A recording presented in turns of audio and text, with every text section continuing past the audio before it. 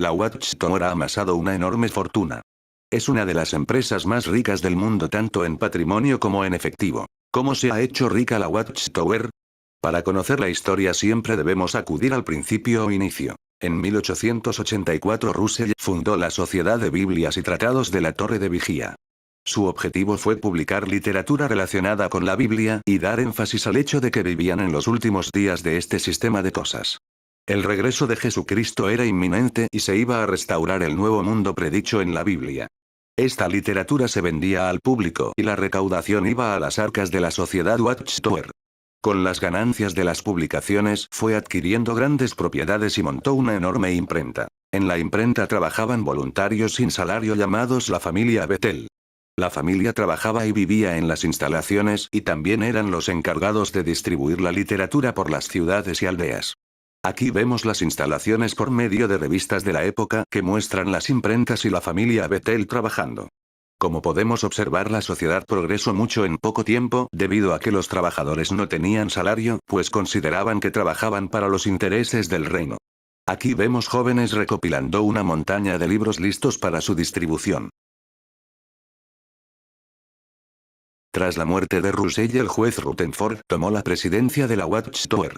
El segundo presidente siguió escribiendo literatura bíblica, pero ahora la distribución se efectuará a lo largo del globo terráqueo.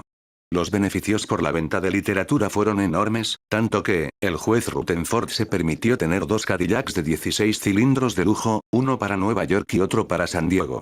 También se hizo construir una mansión en California a la que llamó Beth Sharim, Casa de los Príncipes.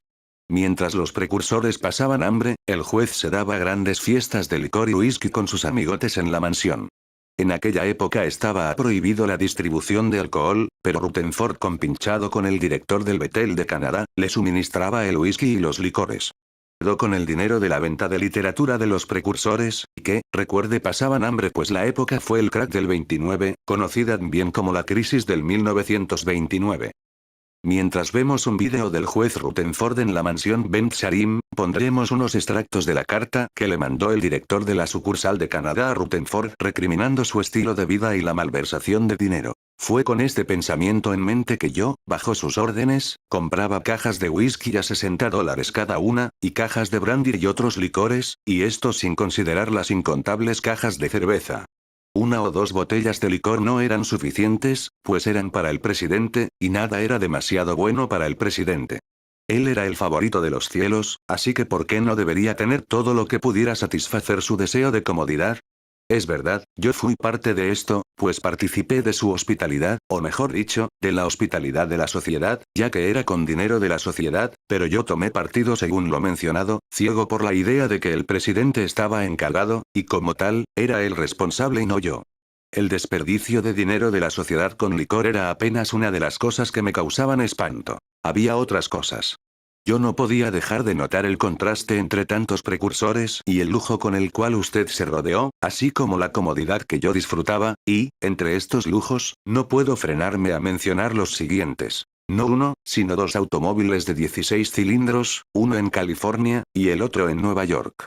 Uno solo no era suficiente para el presidente, ni un coche de 6 cilindros sería lo bastante grande para el presidente, ya que uno de 4 cilindros sería para un precursor, o una bicicleta, o caminar sin ningún vehículo. Su departamento en Nueva York, costando fácilmente $10,000 al año. Y sus muebles lujosos. Su residencia palaciega en Staten Island, camuflada como esencial para la estación de radio WBBR. Como si aquella residencia no fuera suficiente, un lugar de retiro adicional en el bosque de Staten Island, para que usted pueda descansar su cuerpo cansado, mientras los precursores y otros van de puerta en puerta. Su residencia adicional en San Diego Beth Sharim, la casa de los príncipes, de la cual usted mismo me dijo que le habían sido ofrecidos $75,000, pero claro, no podría ser vendida y los fondos usados para ayudar a los precursores porque fue otorgada al rey David. ¡Cuánta hipocresía! Cómodos y caros aposentos en Magdeburg, Alemania, para la comodidad del presidente, y esto sin hablar de las provisiones hechas para su comodidad en Londres. Ahora, unas palabras sobre el progreso financiero de la sociedad. Usted informa a los hermanos y al público que los libros y folletos son colocados al público por lo que cuestan, ellos realmente lo son y más que eso. Usted bien sabe que el precio para los precursores cubría todos los costos, incluyendo todos los encargos operacionales apropiados, e incluso ahora, la pérdida es mínima en algunos ítems, mientras, por otro lado, el precio para las corporaciones y para el público rinde para la sociedad, como mínimo 100% en lucro. Pobres hermanos incrédulos. ¿Cómo ellos creen en todo lo que usted les dice? ¿De dónde ellos piensan que salen los millones de dólares en edificios, maquinaria, accesorios, etcétera, en Brooklyn, Magdeburg, Londres, Toronto y otros lugares, sin hablar de sus residencias, etcétera, si no es con el lucro obtenido con los libros? Usted sabe que yo sé que el lucro solo de la sucursal canadiense en los pocos últimos años fue de $100,000. Y, en la época en que fui liberado de mis obligaciones, no había solo una gran suma en el banco, sino también, más que $25,000 en dinero se encontraban en los cofres de la sociedad en el número 40 de la avenida Irwin por años, los cuales podían ser usados para las necesidades del presidente o de aquellos a quien él designara en caso de una emergencia internacional. ¿Y qué pasaba con los precursores queridos? Bien, claro, ellos podían pasar hambre. Pobres hermanos crédulos. Dios mío, cómo éramos ciegos y cómo los hermanos todavía lo son. Y todavía los informes anuales hablan de nuestras grandes pérdidas y de cuánto se espera que el Señor las compense. Bien se dice, figuras no mienten, pero los mentirosos realmente figuran. En esta confesión del director de la sucursal de Canadá Walter Salter al juez Rutherford se deja claro que los libros dejaban enormes beneficios y dejaban millones de dólares libres de impuestos y sin fiscalidad. La Watchtower vendía toda clase de literatura, Biblias, revistas, casetes, libros, calendarios, etcétera, etcétera. Vemos los precios de las ventas en la última página de las revistas donde se ofrecía al público. Una Biblia 525 pesetas. Casetes 5.175 pesetas. ¿Quieres saber con quién se casó Caín? Envíe solo 150 pesetas y sabrá la respuesta. El negocio iba viento en popa. Los mismos testigos de Jehová son los primeros consumidores de su literatura. Además la distribuyen por todo el territorio mundial. Pronto las instalaciones que vimos al principio se quedaron pequeñas y se hizo necesaria una expansión de edificios nuevos en Brooklyn, Nueva York. Siguieron y siguieron expandiéndose comprando más edificios, hoteles de lujo, casas de lujo, granjas, terrenos, etc. Para que no perdamos el hilo de cómo fue posible todo esto, recordemos que los trabajadores voluntarios de la Watchtower trabajaron gratis, sin saber qué había tras la cortina. Por otra parte, los publicadores distribuían las revistas y libros creyendo que no había negocio. La literatura no era cara. Pero al ser la mano de obra gratis, el costo es mínimo y los beneficios son cuantiosos. Por ejemplo, una revista se vendía por 30 pesetas. El beneficio tranquilamente quedaba en 15 pesetas. Multipliquemos 15 pesetas por 94 millones, nos da 1.410 millones de pesetas. Esto solo la revista Atalaya. Si añadimos la revista Despertad doblamos el beneficio. Ahora los libros. Biblias, folletos, tratados, calendarios, etcétera, etcétera.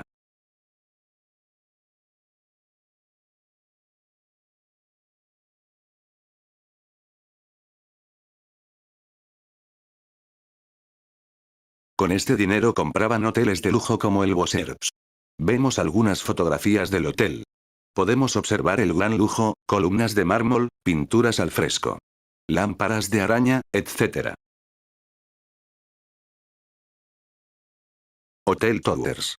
Este hotel tiene la particularidad que se compró en el año 1975.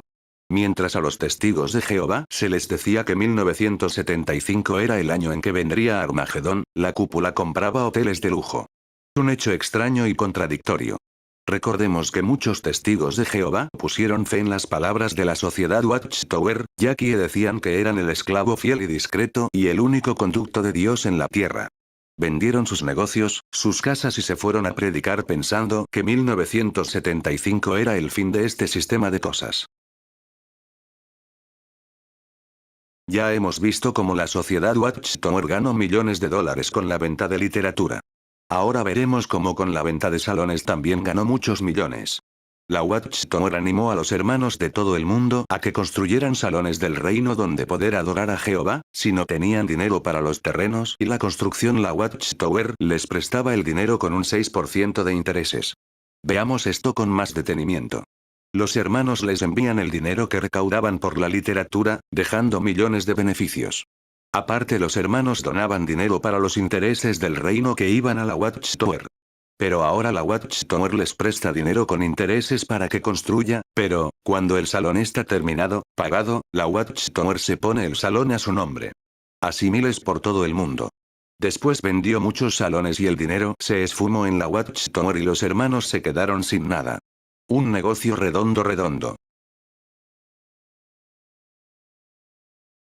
Otra forma de recaudar dinero de la Watchtower ha sido la de invertir en bolsa y paraísos fiscales. Aquí vemos un documento de paraísos fiscales a nombre de la Watchtower con casi 500 millones de dólares en las Islas Caimán. También reciben millones de dólares por fideicomisos a nombre de la Watchtower. Un ejemplo lo encontramos en Henrietta M. Riley Trust. Este fideicomiso les renta casi $1 millón anuales sin mover un dedo. Por eso ahora están pidiendo constantemente a los testigos de Jehová que donen bonos, herencias, fideicomisos, bienes raíces, etc.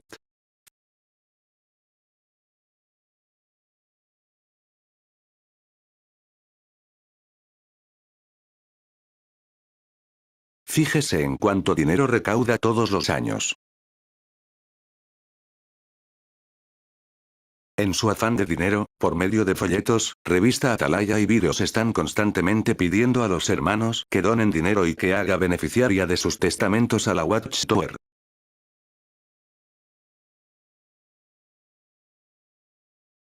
Aunque están inscritos como religión donde no pagan impuestos, nunca hacen obras de beneficencia ni caridad. Ahora veremos cuánto dinero recogieron de la venta raíces de todas las propiedades que tenían en Brooklyn. Tengo el documento con todas las propiedades y por cuánto se vendió cada una. Millones y millones, cerca de $2.000 millones, literalmente recogieron con la venta de las propiedades. Nos pararemos en algunas de ellas, pero al ser tantas el vídeo se haría muy largo, así que después pasaré el vídeo rápido para no hacerse pesado.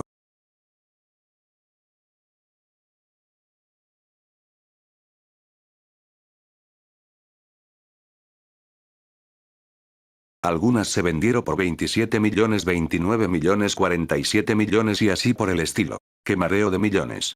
Me pregunto a dónde habrá ido ese dinero. Ya que el cuerpo gobernante nunca da explicaciones de dónde ni cuánto dinero tiene ni dónde se gasta.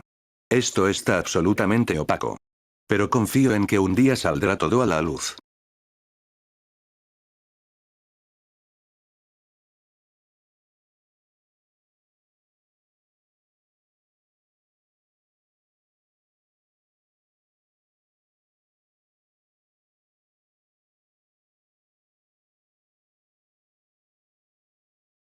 ¡Qué mareo de millones!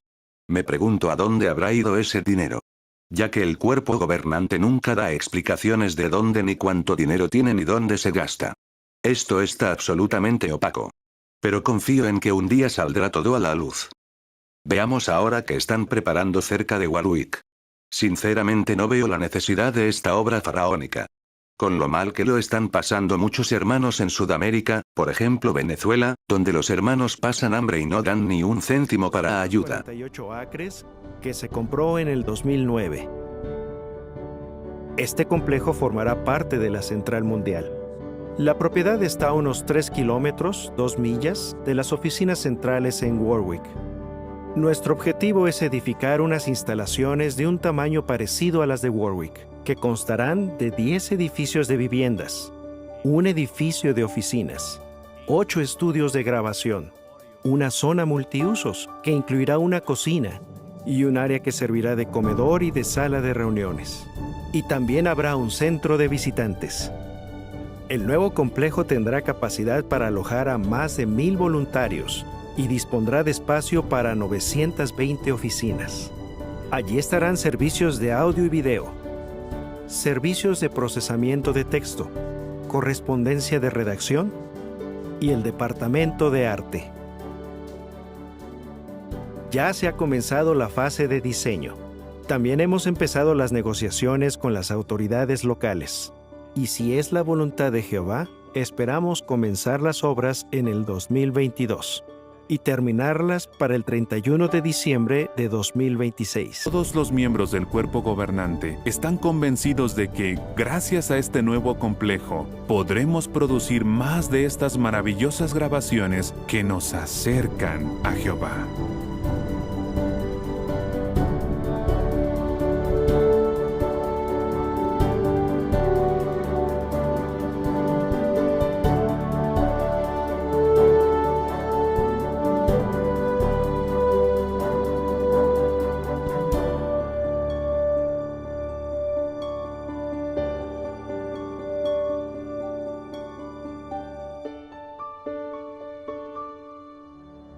Yo solo veo un grupo de millonarios que se dan la gran vida igual que hizo Rutherford.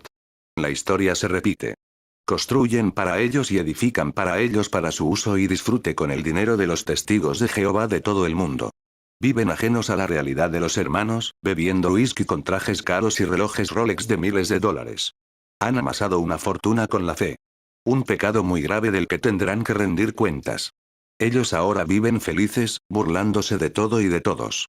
Pero Jesucristo ya dijo, si al regresar el amo los encuentra golpeando a los hermanos recibirán un enorme castigo.